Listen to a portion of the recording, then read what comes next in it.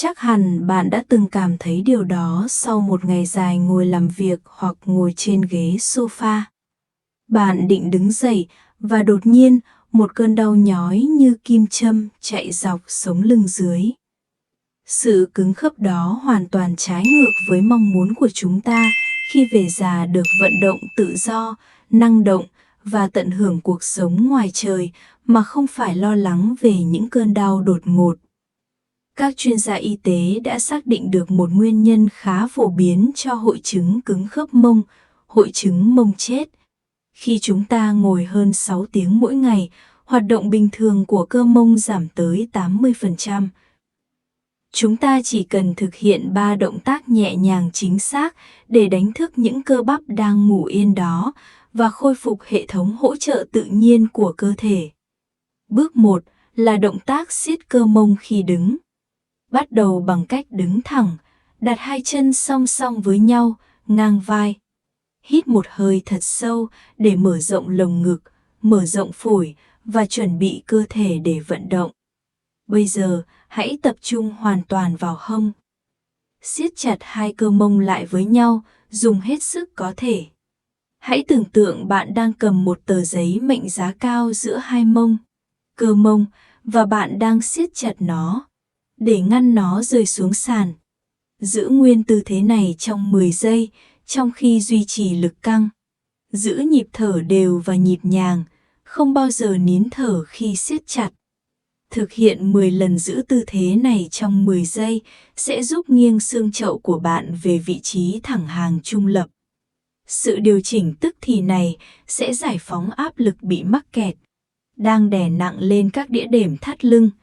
Bây giờ chúng ta đã kích hoạt các cơ khi đứng lên, hãy chuyển sang bước 2, bài tập cầu mông kiểu Nhật Bản. Tìm một bề mặt phẳng chắc chắn, một tấm thảm yoga hoặc một chiếc giường có đệm đỡ và nằm ngửa, gập đầu gối và đặt bàn chân phẳng, gần như ngang hông. Ấn mạnh xuống qua hai chân để nâng hông lên cao. Khi bạn đạt đến đỉnh của động tác, giữ vị trí nâng cao đó trong 5 giây, trong khi thở ra chậm rãi qua miệng.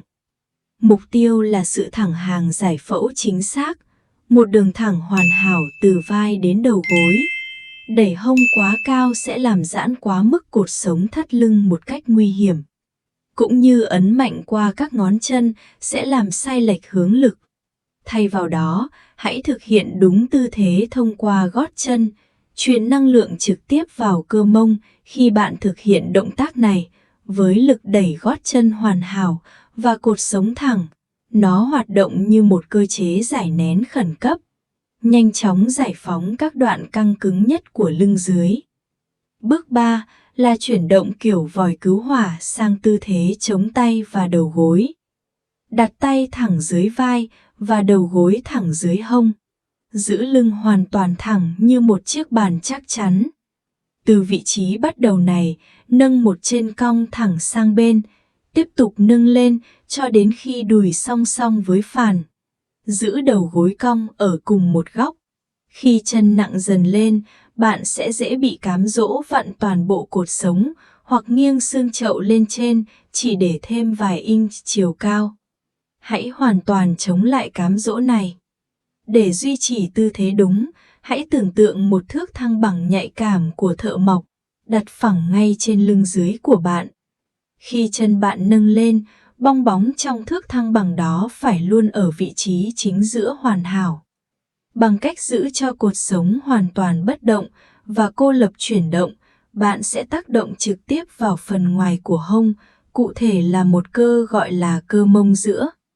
Tăng cường cơ bên này giúp ổn định xương chậu, giúp bạn đi lại vững vàng, hấp thụ tác động của mặt đất, duy trì khả năng giữ thăng bằng tốt, ngăn chặn té ngã khi bạn già đi.